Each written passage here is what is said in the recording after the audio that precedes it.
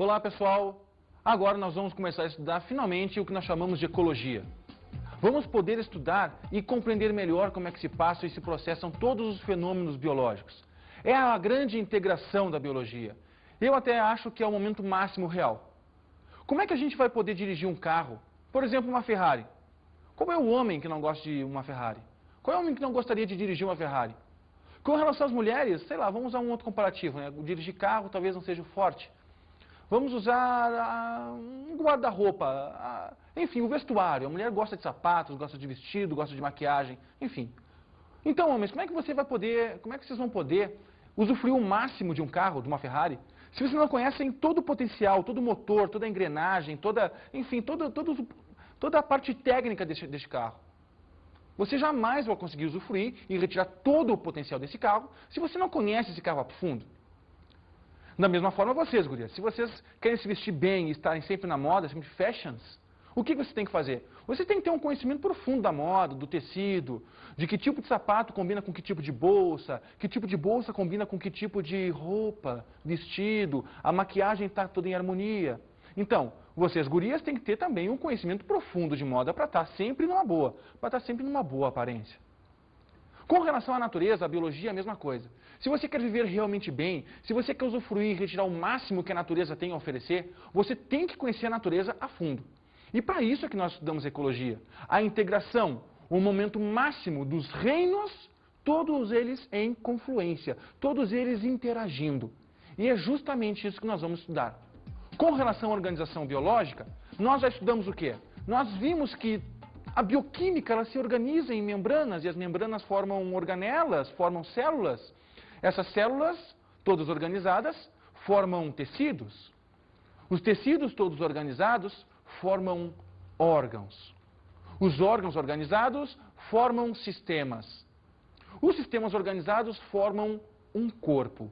É justamente a partir daí, da pluralidade dos corpos, no caso de um ser, de uma espécie, é que a ecologia começa o seu estudo. Mas antes de falar disso, vamos ter que compreender como é que o ambiente influencia os seres vivos. Existem dois fatores que nós consideramos na ecologia. Os fatores ditos fatores abióticos. Os fatores abióticos são todos aqueles fatores que independem da presença do ser vivo. São os raios, as chuvas, os ventos, enfim, todos esses fatores que independem ou não da presença de um ser vivo nesse local. O outro, os ditos fatores bióticos. Os fatores bióticos dependem necessariamente da presença de um ser vivo e é provocado por esse ser vivo.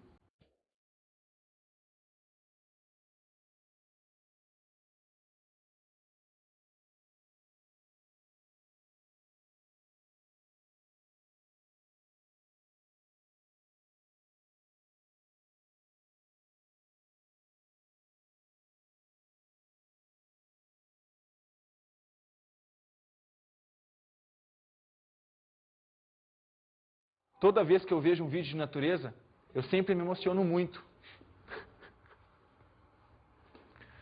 Na real, a natureza sempre nos proporciona cenas lindíssimas. E que eu tenho certeza que na sua cidade também existem. Na minha cidade, em Porto Alegre, todo final de tarde existe o pôr do sol do gasômetro, onde a natureza nos proporciona um belo espetáculo. Mas vamos entender um pouco mais desse sistema todo.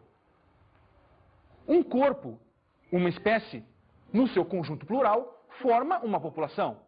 Nós aqui no estúdio temos o Batata, que não é um vegetal, que é um ser vivo, um humano, né, um Homo sapiens, e o Paulo, que também é um Homo sapiens, até onde eu saiba.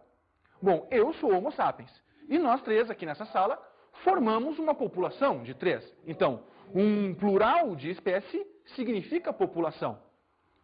Bom, até onde eu sei, o Batata tem caspas na sua cabeça. O Paulo também tem. E eles também cultivam algumas espécies de fungo pelos seus corpos. Neste caso, todos nós aqui nessa sala formamos uma comunidade. O que é a comunidade? É a interação de várias espécies. Então nós temos espécies de fungos, espécies de ácaros, espécies Homo sapiens, interagindo interagindo nessa sala, que passa a ser o nosso ecossistema. Bom, vamos passar então para o plural do ecossistema. Um conjunto de ecossistemas formam um bioma. Então, olha só, vamos recapitular um pouquinho. Um conjunto de elementos de mesma espécie forma uma população. Exemplo, uma população de homens, Homo sapiens. Um conjunto de várias espécies, Homo sapiens, fungos, plantas, enfim, um conjunto de várias populações forma uma comunidade. Um conjunto de comunidades forma um ecossistema. E um conjunto de ecossistemas forma um bioma. No quadro, nós temos o exemplo do bioma muito específico chamado Pantanal, que nós encontramos no nosso Brasil querido. Então, um bioma, gente, se faz com um conjunto de fatores abióticos, temperatura, ventos, chuvas, enfim, esses fatores que não dependem dos seres vivos, juntamente com os fatores bióticos que dependem essencialmente dos seres vivos. Vamos agora às ruas fazer uma enquete e perguntar para as pessoas: afinal de contas, da onde vem a energia da Terra? Fala aí! Sabe de onde vem a energia da Terra? Acho que do núcleo da Terra. Do núcleo? Creio eu que do Sol. Sol?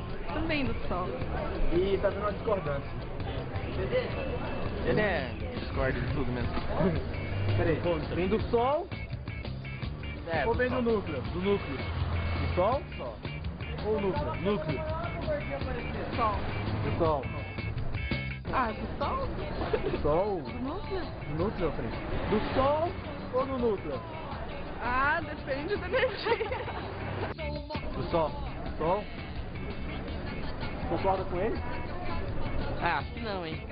Ah, se você acha que não, tem que ver de onde ela vem. Então. Não, ela pode vir, sei lá, da água, então. Da água? Peraí, do Sol ou da água? Do Sol. Do Sol. Dos planetas. Pois muito bem. A energia necessária para eu estar vivo nesse momento, para os nossos amigos câmaras estarem vivos nesse momento, para você estar me enxergando nesse momento, para você estudar, para você namorar, para as plantas crescerem, para os bichinhos reproduzirem, para as bactérias se encherem de doenças, toda essa energia vem de algum lugar. E da onde vem a energia que move o planeta Terra? A energia que move o planeta Terra vem do astro-rei. E o astro-rei, gente, não é o Roberto Carlos neste caso. Tá certo que ele é um astro-rei, mas o Sol, sim, é o astro-rei que é responsável por iluminar literalmente a Terra com a sua energia. A energia e toda a energia do planeta Terra, ela vem do Sol. E ela é fixada aqui no planeta Terra através dos seres fotossintéticos. Não só das plantas, mas também das algas cianofícias e também através dos protozoários fotossintetizantes. Então nós temos três elementos que fazem a fixação da energia da Terra, a transformação da energia luminosa em energia química através da fotossíntese, que são as bactérias, as algas azuis, os protozoários, as euglenofitas, as pirrofitas e as crisofitas e todos os nossos amigos vegetais. Muito bem, vocês podem observar no esquema que o Sol aparece como fonte de energia da Terra. E ele só pode ser capturado, a sua energia só pode ser capturada pelos seres fotossintetizantes. No caso do exemplo, o capim, uma gramínea. O capim vai passar sua energia para os outros níveis tróficos, ou seja, para o consumidor primário e para o consumidor secundário, através da alimentação desses animais. Então, o consumidor primário, do exemplo do gafanhoto, ele não é autótrofo, ele não é capaz de produzir o seu próprio alimento. Logo, ele tem que roubar o alimento de quem produz o seu próprio alimento. No caso, o capim. Então, o consumidor primário rouba a energia do produtor e o consumidor secundário, no caso um carnívoro, rouba a energia do nosso herbívoro, que rouba a energia do capim. Eu acho que deu para entender bem direitinho o esquema, né? O fato é que quando qualquer um deles morre, eles entram em processo de decomposição, sendo então decompostos por bactérias e fungos que fazem, às vezes, dos agentes decompositores. Vamos dar uma revisada então. O Sol como energia primaz é fixada na Terra através da fotossíntese e passada para os outros níveis tróficos através da alimentação. Uma vez que cada um deles, tanto o capim, quanto o gafanhoto, quanto os pássaros, morrem, eles entram em processo de decomposição, passando essa energia para as bactérias e para os fungos. Uma vez desperdiçada essa energia, ela não volta mais para o ecossistema. Por isso nós falamos que a energia ela é acíclica. Ou seja, eu, no momento que consumo uma carne e estou gastando essa energia para me locomover, para falar, para pensar, para exercer um raciocínio lógico aqui, para manter minha temperatura, para fazer minha digestão, enfim, para me manter vivo, eu estou gastando essa energia que se dissipa no ambiente e que nunca mais volta. A energia, ela só vai voltar de novo no ecossistema, tudo de novo. Fixação através da fotossíntese pelas plantas e a passagem dessa energia de novo para os outros níveis tróficos através da alimentação. A matéria não. Carbono, nitrogênio, oxigênio, esses elementos, eles não são acíclicos, eles são cíclicos e exercem aquela máxima que nós já estamos acostumados a falar. Na natureza nada se cria, tudo se transforma. Na natureza nada se cria, tudo se recicla. Eu sempre faço uma brincadeira com os meus alunos. É possível que um dia a gente possa comer o nosso próprio cachorro. Comer, que eu digo, se alimentar. Mas olha só qual é a lógica. O meu cachorro está vivo e ele morre, por mortes naturais. E o que acontece? O cachorro ele é enterrado e acaba se decompondo no solo. Quem é que vai fazer uso agora do carbono que estava no cachorro? As plantas. As plantas vão absorver o carbono e vão fazer com que o carbono passe a ser parte do seu corpo. No momento em que essa planta passa a ser uma alface, e eu estou com fome e eu enterrei o meu cachorro na minha horta, se eu comer a alface que está com o carbono do meu cachorro, eu vou passar a ter o carbono que estava no meu cachorro, que passou para a alface e que agora faz parte do meu corpo. E se eu um dia for morrer e for enterrado, sei lá, uma vaca pode comer. Uma vaca pode me comer. No bom sentido, ou seja, ela pode adquirir os carbonos que um dia fizeram parte do meu corpo. Então, o carbono que um dia estava no meu cachorro, que passou para a minha alface, que passou para o meu corpo, que foi decomposta pelo ambiente, pode ser consumida muito bem por um boi, que comeu o capim que absorveu o meu carbono. Essa explicação parece um pouco confusa, mas eu tenho certeza que você aí conseguiu entender. Então, a energia é acíclica, uma vez que ela se desperdiça, ela não volta mais. E a matéria é cíclica, ela está o tempo inteiro se renovando e voltando a fazer parte do ecossistema. Nós podemos representar os ecossistemas em gráficos. Essa relação de quem come quem na natureza, quem é produtor, quem é consumidor secundário, primário, e qual é a importância que eles têm no ambiente. Para isso, nós usamos as pirâmides ecológicas. Nós temos a primeira pirâmide ecológica que representa apenas números, as pirâmides ecológicas de números. No caso do nosso quadro aqui, ó, nós temos uma pirâmide normal, onde na base, ou seja, nos produtores, nos seres fotossintéticos, nós temos os pés de alfafa. 10.000 pés de alfafa alimentam 10 bezerros, que são os consumidores primários e que são herbívoros, que por sua vez sustentam um nível acima dos homens. 5 homens, no caso, consumidores secundários. Os homens, nessa vez aqui, ó, fazem as vezes de carnívoro. Mas poderia ser muito bem onívoro, até porque o homem é um onívoro. Só que um detalhe, gente. Os onívoros, por poderem comer tanto vegetais quanto carnes, eles podem ocupar diferentes localizações nessa pirâmide alimentar. Ou seja, nós podemos encontrar o homem como sendo um consumidor primário ou como um consumidor secundário. Essa pirâmide de números ela também pode ser invertida, como vocês conseguem ver aqui embaixo. No caso, uma árvore, ou seja, um produtor, sustenta 5 macacos, que por sua vez sustentam 200 piolhos. Um outro tipo de representação que nós temos aqui é a pirâmide ecológica de biomassa. Muito bem, na biomassa o que está contando é literalmente o peso da matéria viva. Então na base nós temos o quê? Nós temos 10.000 quilos de feno, produtores, seres fotossintetizantes. No nível acima nós temos 500 quilogramas de gado, que são sustentados justamente pelos 10.000 quilos de feno, no caso o gado como sendo um herbívoro consumidor primário, e acima nós temos 100 quilos de homem sendo sustentado pelos 500 quilos de gado. O homem faz as vezes agora do consumidor secundário. Muito bem, existe uma certa lógica de o peso maior sustentar o peso menor dessa pirâmide. Mas essa pirâmide ela pode ser invertida. Olha só o que nós temos aqui, ó. Nós temos 10 quilos de algas, como sendo produtores, sustentando 200 quilos de peixes, que são os consumidores primários, sustentando 400 quilos de tubarão, que são consumidores secundários. Vocês podem estar se perguntando o seguinte: como é que 10 quilos de algas podem sustentar 400 quilos de tubarão?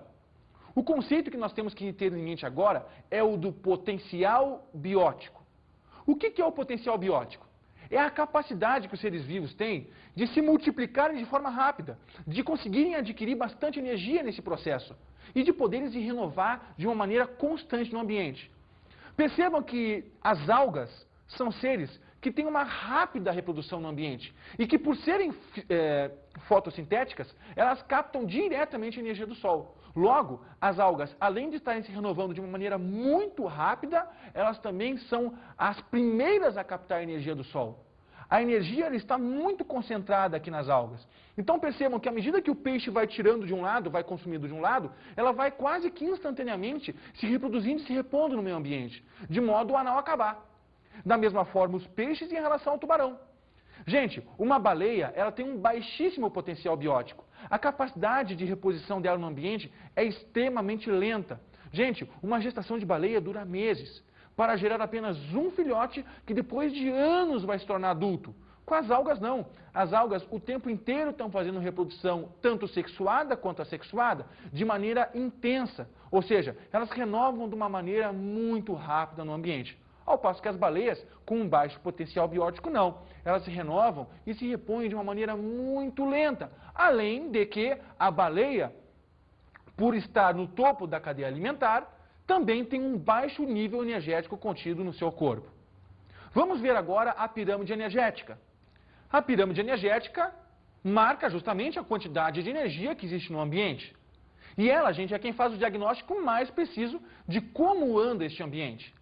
A pirâmide energética é sempre medida em quilocalorias. E a base dela, obviamente, ainda temos os produtores, os consumidores primários vindo logo depois, os consumidores secundários vindo no terceiro nível. Gente, percebam que eu estou falando aqui de níveis tróficos.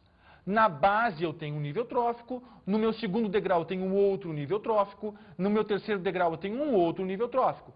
À medida que eu vou subindo o meu nível trófico através do consumo, da alimentação de cada ser, eu vou desperdiçando energia porque este ser precisa utilizar um pouco dessa energia. Ou seja, se aqui eu tenho uma planta, essa planta precisa ter energia para si, para ela crescer, para ela se multiplicar, enfim, para ela manter o seu metabolismo. Logo, a quantidade de energia que vai passar para o segundo nível é naturalmente menor. Se eu tenho um boi como consumidor primário, que comeu os produtores, o que vai acontecer? O boi vai andar, o boi vai ter que desperdiçar energia na sua temperatura, no seu metabolismo, na sua reprodução, e ele necessariamente também vai acabar desperdiçando energia.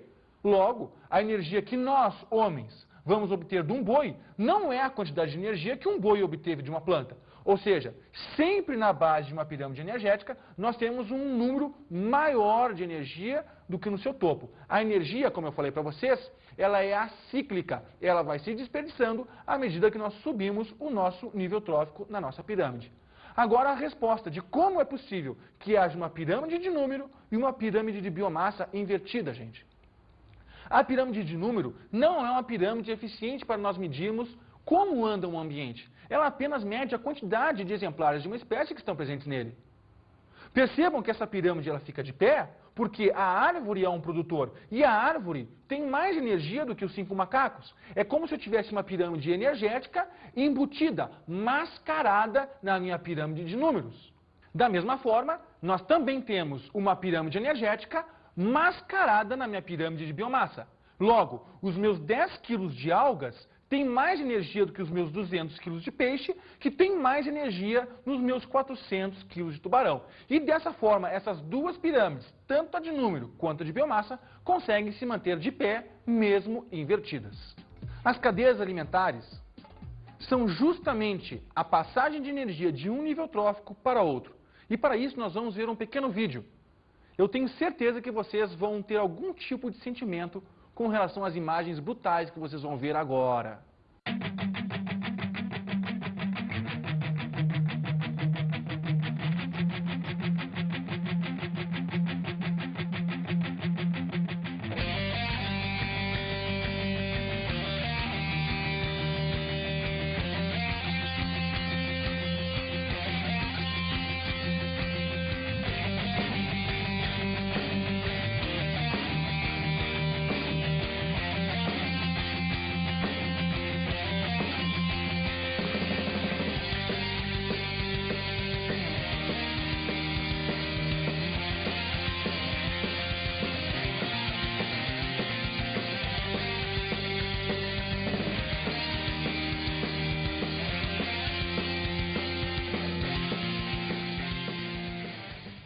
Eu tenho certeza que você que acabou de ver esses vídeos tomou algum partido.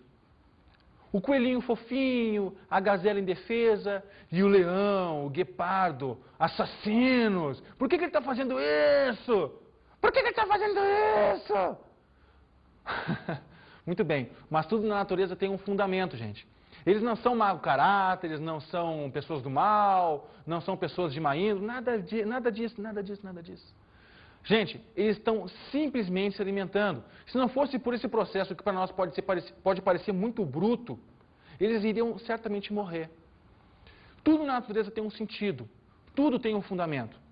Então, se o leão ataca a gazela, se o lobo ataca o coelhinho, enfim, se essas mortes acontecem, é porque realmente existe a necessidade, a lei da natureza. E é dessa forma que a energia passa de um nível trófico para outro. Essas são as nossas cadeias alimentares. Vejam agora o esquema no seu vídeo.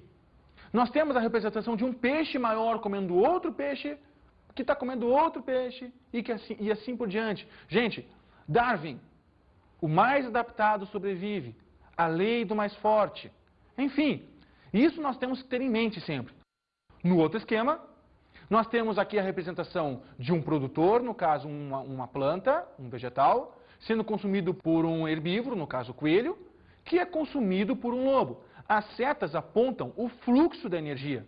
Já neste último esquema, nós vemos como as plantas aquáticas de fundo sendo consumidas por caramujos, que são consumidas por lambaris, que são consumidas por peixes maiores e que são finalmente consumidas pelas gaivotas, pelas aves que estão na margem deste rio. Bom, gente, mas obviamente as algas não são só consumidas pelos caramujos, que não são só consumidas pelos lambaris, que não são só consumidas pelos peixes maiores e assim por diante. Outros animais podem interferir nessa cadeia alimentar, formando sistemas mais complexos, que nós chamamos de teias alimentares, que você está vendo neste momento no seu vídeo. Como vocês podem perceber no esquema, as teias alimentares são realmente muito mais complexas, com outras espécies interferindo nessa cadeia única, formando então verdadeiras teias de transmissão, tanto de matéria quanto de energia para o ecossistema. Por favor, gente, não esqueçam que o ecossistema não é só formado por bichinhos de floresta. Não, é a interação de todos os 5 reinos da natureza. O reino monera, o reino protista, o reino fungi, o reino vegetal e o reino animal. Toda essa integração forma o local aonde o bicho vive, que nós chamamos de hábitat.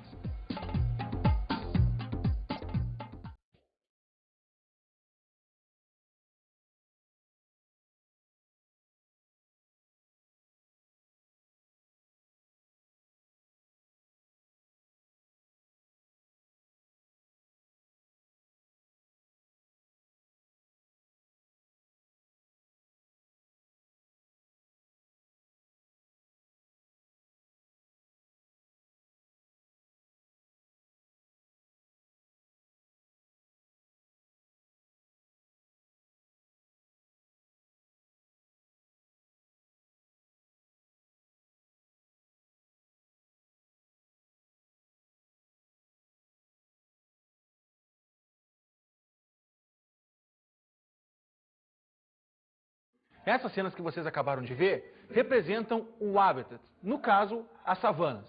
E nas savanas vivem muitos animais. E todos esses animais cumprem uma função nesse ambiente, o que nós chamamos nicho ecológico. O nicho ecológico podemos comparar como sendo a profissão deste animal neste local chamado habitat. Atenção para o seguinte, nunca 2 animais no mesmo habitat podem ter o mesmo nicho ecológico. Senão, eles competem de forma direta, até que um entre em processo de extinção ou reduza muito a sua capacidade potencial nesse mesmo ambiente. Só para exemplificar, se nós tivéssemos 2 tipos de felinos, exemplo, guepardos e leões, tendo os mesmos tipos de atitude no mesmo ambiente, eles certamente iriam disputar o mesmo alimento, os mesmos territórios, enfim, iam ter que brigar, iam ter que competir pelo seu estabelecimento no ambiente. Ou seja, nós só teremos nichos ecológicos diferentes no mesmo habitat. 2 animais podem ter o mesmo nicho ecológico se ocuparem habitats diferentes. Ou seja, um guepardo pode ter o mesmo tipo de atitude de um leopardo, só que em outro local. No caso, o guepardo na África e o leopardo na Índia. Nesse caso, os dois não se encontram e não existe, então, essa colisão de interesses. Repassando, habitat, o local, e nicho ecológico, a função que esse animal desempenha no mesmo ambiente. Sempre ressaltando que dois animais no mesmo habitat não podem ter o mesmo nicho ecológico. E agora, as nossas dicas de estudo.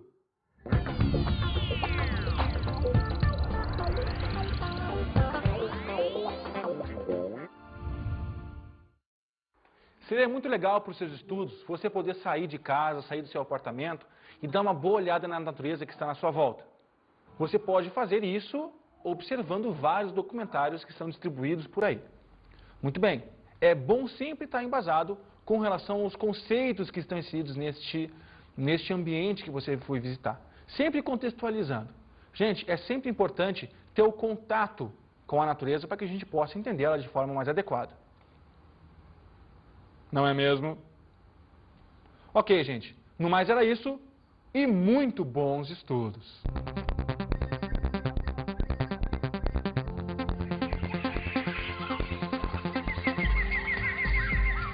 O tema da aula de hoje foi ecologia.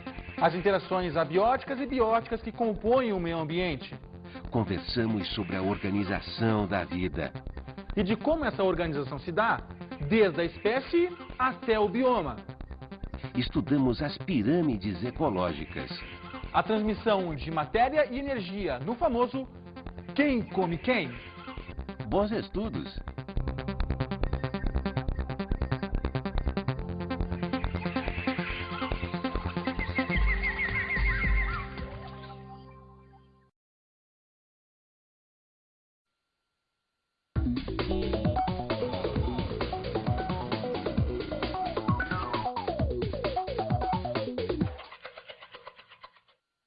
Estudar ecologia para mim é o máximo. Era o momento que eu tinha no meu segundo grau, eu me lembro muito bem, que a gente tinha de poder conversar sobre o ambiente e poder curtir o meio ambiente.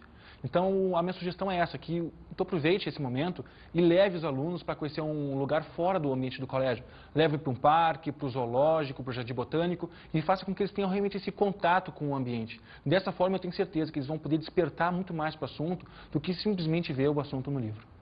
É isso aí, gente. Obrigado.